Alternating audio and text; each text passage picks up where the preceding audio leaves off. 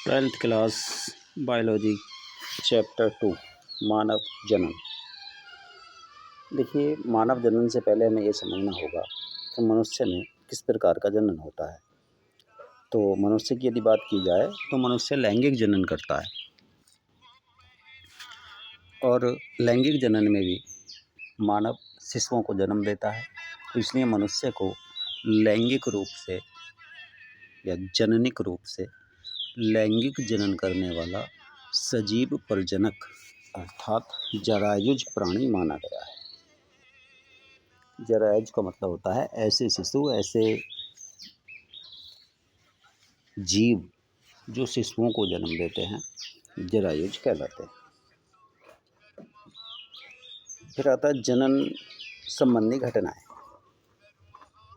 कौन कौन सी घटनाएं हैं? तो जनन से रिलेटेड सबसे पहले होता है युग्मक जनन, उसके बाद वीर्य संचयन, निषेचन, फिर युग्मनज का निर्माण, अंतरोपण, भ्रूण का परिवर्धन। तो इस क्रम में सबसे पहले, क्योंकि मनुष्य एक लिंगी प्राणी है, तो उसमें मेल जनन तंत्र यानी नर जनन तंत्र अलग होते हैं और फीमेल जनन तंत्र अलग होता है। तो पुरुष जनन तंत्र यानी मेल जनन तंत्र में आते हैं दो प्रकार के अंग, एक प्राथमिक अंग और दूसरे द्वितीय अंग। प्राथमिक अंग जो होते हैं वो युग्मकों का निर्माण करते हैं, और नर जनन तंत्र के प्राथमिक अंग होते हैं वृषण यानी टेस्टिस। मनुष्य में एक जोड़ी टेस्टिस, एक जोड़ी वृषण उदर गुहा से बाहर वृषण कोश में पाए जाते हैं। वृषण कोश में इसलिए होते हैं क्योंकि वृषण में स्पर्म का निर्माण, शुक्राणुओं का निर्माण बॉडी के टेम्परेचर से लगभग 2 से 2.5 डिग्री सेल्सियस कम तापमान पर होता है। तो इसलिए तापमान को मेंटेन करने के लिए, जिससे युग्मक जनन हो सके, शुक्राणुओं का निर्माण हो सके, जो वृषण होते हैं वो उदर गुहा से बाहर वृषण कोश में पाए जाते हैं। बात आती है वृषण की आंतरिक संरचना की। तो आंतरिक संरचना की यदि बात की जाए तो प्रत्येक वृषण में लाखों की संख्या में सूक्ष्म कुंडलित नली होती हैं, जिन्हें शुक्रजनन नलिकाएं कहते हैं। शुक्रजनन नलिकाओं में 3 प्रकार की कोशिकाएं होती हैं। सामने ये शुक्रजनन नलिका की अनुप्रस्थ काट का चित्र दिखाया गया है। 3 प्रकार की कोशिकाएं याद रखना। नर जनन कोशिकाएं जो अर्धसूत्री विभाजन द्वारा या शुक्रजनन द्वारा शुक्राणुओं का निर्माण करती हैं। सर्टोली कोशिकाएं बड़े आकार की कोशिकाएं हैं जो शुक्राणुओं को या नर जनन कोशिकाओं को पोषण प्रदान करती हैं। तीसरी लैडिंग कोशिकाएं होती हैं जो नर जनन हार्मोन अर्थात एंड्रोजन हार्मोन रिलीज करती हैं। पुरुष जनन तंत्र के कुछ अन्य अंग होते हैं जो सहायक अंग हैं, जैसे वृषण जालिका है, शुक्रवाहिकाएं हैं, अधिवृषण है, शुक्रवाहक है, कुछ ग्रंथियां होती हैं जैसे शुक्राशय है, बाल्बोयूरेथ्रल है या प्रोस्टेट है। अब इन सब के अलग अलग कार्य होते हैं। शुक्रवाहिकाएं शुक्राणुओं को वृषण से स्खलन वाहिनी तक पहुंचाती हैं। पेनिस और यूरेथ्रा शुक्राणुओं को ट्रांसफर करता है कोपुलेशन के समय। प्रोस्टेट ग्रंथियां, बाल्बोयूरेथ्रल ग्रंथियां एक द्रव रिलीज करती हैं जो सीमेन का भाग बनाते हैं। शुक्राशय से प्रोटीन और कार्बोहाइड्रेट युक्त पदार्थ स्रावित होता है जो शुक्राणुओं को पोषण प्रदान करता है। तो ये था नर जनन तंत्र। इसके बाद इसी क्रम में आता है स्त्री जनन तंत्र या फीमेल रिप्रोडक्टिव सिस्टम या मादा जनन तंत्र। इसमें भी 2 प्रकार के अंग होते हैं, एक मुख्य जनन अंग और सहायक जनन अंग। मुख्य जनन अंग में ओवरी या अंडाशय होते हैं जिनकी संख्या 1 जोड़ी होती है, उदर गुहा में स्थित होते हैं। सहायक जनन अंगों में अंडवाहिनी होती हैं, गर्भाशय होती है, वजाइना होती है, बाह्य जनन इंद्रियाँ होती हैं, बाह्य जनन अंग होते हैं। जो अंडाशय होते हैं उनका कार्य होता है युग्मकों का निर्माण करना, अर्थात अंडाणुओं का निर्माण करना या अंडाणु जनन की क्रिया। अंडाशय में पुटिकाएँ होती हैं जो लगभग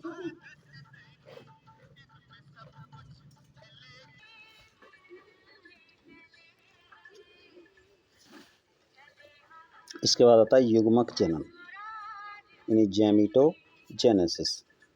देखिए युग्मक दो प्रकार के होते हैं, शुक्राणु और अंडाणु। तो युग्मक जनन भी दो प्रकार से होगा। शुक्राणु के निर्माण की क्रिया को शुक्र जनन कहेंगे, अंडाणु के निर्माण की क्रिया को अंडाणु जनन कहेंगे। शुक्र जनन की क्रिया वृषण में यानी मेल मनुष्य में होगी, अंडाणु जनन की क्रिया फीमेल मनुष्य में यानी स्त्री में होगी। तो सबसे पहले आती है शुक्रजन्य स्पर्मेटोजेनेसिस। इसमें क्या होगा, सबसे पहले जो वृषण में जनन कोशिकाएं होंगी वो कन्वर्ट होंगी स्पर्मेटोगोनिया में यानी द्विगुणित रहेंगी। फिर वो सूत्री विभाजन करके अपनी संख्या बढ़ाएंगी। संख्या बढ़ाकर जो नई कोशिकाएं बनेंगी उनको कहेंगे प्राथमिक शुक्र कोशिका यानी प्राइमरी स्पर्मेटोसाइट। प्राइमरी स्पर्मेटोसाइट में प्रथम अर्धसूत्री विभाजन होगा जिससे द्वितीय शुक्र कोशिकाएं यानी सेकेंडरी स्पर्मेटोसाइट बनेंगी और वो अगुणित होंगी। फिर उनमें द्वितीय सूत्री विभाजन होगा यानी मियोसिस सेकेंड होगा और उससे जो नई कोशिकाएं बनेंगी वो बनेंगी स्पर्मेटेड यानी एक जनन कोशिका या स्पर्मेटागोनिया से अर्धसूत्री विभाजन द्वारा 4 अगुणित स्पर्मेटेड कोशिकाओं का निर्माण होगा। अब ये चारों स्पर्मेटेड कोशिकाएं पायांतरण द्वारा या स्पर्मियोजेनेसिस द्वारा शुक्राणु या स्पर्म में कन्वर्ट हो जाएंगे। फिर आती है शुक्राणु की संरचना यानी मेल जैमीट की स्ट्रक्चर। तो इसकी संरचना टैडपोल की तरह होती है, जैसे मेंढक के बच्चे की होती है। आकार यानी आकृति मेंढक के बच्चे की तरह टैडपोल की आकृति होती है। बॉडी के 3 भाग होते हैं, शीर्ष यानी हेड, मध्य मिडल पार्ट और पूंछ। शीर्ष में केंद्रक होता है और ऊपर की ओर एक कैप जैसी संरचना होती है जिसे एक्ट्रोसोम कहते हैं। इसमें हाल्यूरिनिडेज नामक एंजाइम पाया जाता है जो हाइड्रोलाइटिक या जल अपघटनीय एंजाइम होता है और शुक्राणु में प्रवेश के लिए शुक्राणु की भित्ति को ये गलाने का कार्य करता है। मध्य भाग में माइटोकॉन्ड्रिया होते हैं जो इसे एनर्जी प्रदान करते हैं और पूंछ फ्लैजेला की तरह होती है, कसाभिक की तरह होती है, धागे की तरह होती है जो इसको मूवमेंट यानी गति प्रदान करने में सहायता करती है। इसके बाद आती है अंडाणु जनन की क्रिया यानी अंड जनन ओजेनेसिस। अंडस्य में होती है अर्थात फीमेल बॉडी में होती है। अंडाणु जनन की क्रिया का कुछ भाग, कुछ प्रोसेस जन्म से भी पहले यानी जब उस लेडी का निर्माण हो रहा होगा उसकी माता के भ्रूणीय या उसकी माता की यूट्रस में यानी भ्रूणीय परिवर्धन के समय, उस समय कुछ प्रोसेस होती हैं। जो जनन कोशिकाएं होते हैं उन्हें ओगोनिया कहते हैं। पहले ये कोशिकाएं सूत्री विभाजन करेंगी और प्राइमरी ओसाइट बनाएंगी जो द्विगुणित होंगी। ये क्रिया जन्म से पहले हो जाएगी ओवरी के निर्माण के समय। उसके बाद जब वो बच्ची 14 वर्ष की हो जाएगी, यौवन आरंभ होने पर जो प्राइमरी ओसाइट है वो प्रथम अर्धसूत्री विभाजन करके सेकेंडरी ओसाइट में परिवर्तित हो जाएगी। सेकेंडरी ओसाइट ओवरी में डेवलप होगी, वृद्धि करेगी और मोचित होकर फैलोपियन ट्यूब में आ जाएगी। फैलोपियन ट्यूब में यदि उसे स्पर्म के साथ फर्टिलाइजेशन होता है तो फिर उसमें द्वितीय अर्धसूत्री विभाजन होगा और अंडाणु का निर्माण हो जाएगा। फर्टिलाइजेशन के बाद उसी से जाइगोट बन जाएगा। ये कहने का मतलब ये है यहाँ पर भी अर्धसूत्री विभाजन होता है परंतु यहाँ एक ओगोनियम से एक ही अंडाणु विकसित होता है, 2 पोलर बॉडी बनती हैं। इसके बाद आता है आतर्व चक्र, मेनस्ट्रुअल साइकिल। मेंस्ट्रुअल साइकिल प्राइमेट्स में पाया जाता है, यानी मनुष्य और कपी इनमें पाया जाता है। 28 से 29 दिन की इसकी अवधि होती है और यौवन आरंभ के होने पर ये शुरू होता है। ये एक चक्रीय प्रक्रम है जिसमें अंडाणु जनन की प्रोसेस के समय यूट्रस की जो भित्ति होती है उसमें परिवर्तन होते हैं। इसकी 4 अवस्थाएं हैं। ऋतुस्राव अवस्था, इसमें एंडोमेटेरियम यूट्रस की आंतरिक भित्ति टूटकर निकल जाती है। पुटिका अवस्था, जिसमें ओवरी के अंदर जो फॉलिकल है वो मैच्योर होती है। अंडोत्सर्ग यानी फॉलिकल से या कॉर्पस लुटियम से अंडाणु विमुक्त हो जाता है, विमोचित हो जाता है। और पीत पिंड प्रावस्था, लेटल फेज, यानी यहाँ पर हार्मोन रिलीज होता है। और ये जो प्रक्रम है आतर चक्र, ये FSH और LH ल्यूटिनाइजिंग और फॉलिकल स्टिमुलेटेड हार्मोन के प्रभाव से होता है। प्रथा निषेचन और अंतःरोपण। निषेचन यानी अंडाणु जनन के बाद कोपुलेशन, और कोपुलेशन में यदि अंडाणु और शुक्राणु दोनों एक साथ आते हैं तो दोनों मिलकर एक द्विगुणी संरचना बनाते हैं। इस प्रक्रिया को निषेचन और बनने वाली द्वितीय द्विगुणी संरचना को युग्मनज या जाइगोट कहते हैं। जाइगोट में विदलन होता है, विदलन से मोरूला अवस्था आती है, ब्लास्टुला अवस्था आती है। और मोरूला या ब्लास्टुला अवस्था में ही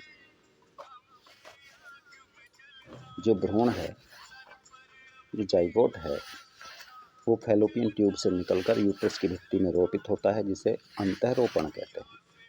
इसके बाद अंतःरोपण के बाद अपरा का निर्माण होता है। अपरा एक ऐसी संरचना है जिससे भ्रूण को मदर के यूट्रस की वॉल से रुधिर के द्वारा पोषक और उत्सर्जी पदार्थों का विनिमय होता है। यानी इस संरचना द्वारा मदर की ब्लड में जो पोषक पदार्थ हैं, एंटीबॉडी हैं, वो भ्रूण में चले जाते हैं और भ्रूण के उत्सर्जी पदार्थ मदर के ब्लड में आ जाते हैं। इसके साथ साथ ये अपरा जो होती है कुछ हार्मोन रिलीज करती है, जैसे HCG हार्मोन में प्रमुख है। HCG हार्मोन की उपस्थिति से ही यूरिन द्वारा ये पता लगाया जाता है कि लेडी प्रेग्नेंट है या नहीं है। भ्रूण का विकास यानी जो शिशु है, जो प्रेगनेंसी है, उसका विकास कैसे होता है? तो पहले जाइगोट, फिर मोरूला, फिर ब्लास्टुला, उसके बाद गैस्टुला अवस्था, फिर तीनों जनन स्तर निर्मित होते हैं, एक्टोडर्म, मीसोडर्म, एंडोडर्म। इसके बाद उनसे बॉडी के ऑर्गन्स बनते हैं। पहले माह के भ्रूण में हृदय का निर्माण हो जाता है। 2 माह के अंत तक पैर की उंगलियां और पैर वगैरह, हाथ पैर विकसित हो जाते हैं। तीसरे महीने में बॉडी के अधिकांश अंग बन जाते हैं। सबसे पहले ब्रेन, स्पाइनल कॉर्ड, इनका निर्माण होता है। उसके बाद रुधिर वाहिनी, हार्ट का निर्माण होता है, रुधिर का निर्माण होता है, लिम्फ का निर्माण होता है।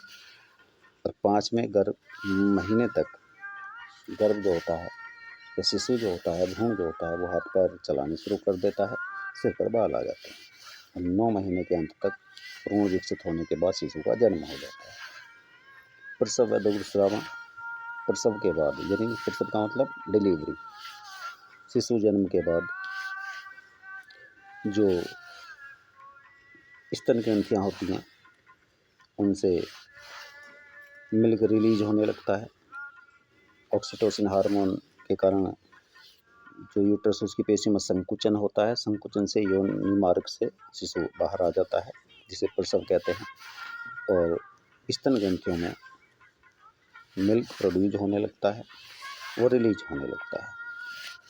जो प्रेगनेंसी के तुरंत बाद फर्स्ट मिल्क होता है, उसमें कार्बोहाइड्रेट, उच्च क्वालिटी के प्रोटीन और प्रतिरक्षी यानी एंटीबॉडी उपस्थित होते हैं, इसलिए उसको कोलेस्ट्रम कहा जाता है। तो ये था मनुष्य का भ्रूणीय परिवर्धन और जनन तंत्र, chapter number 2, 12th biology, UP board.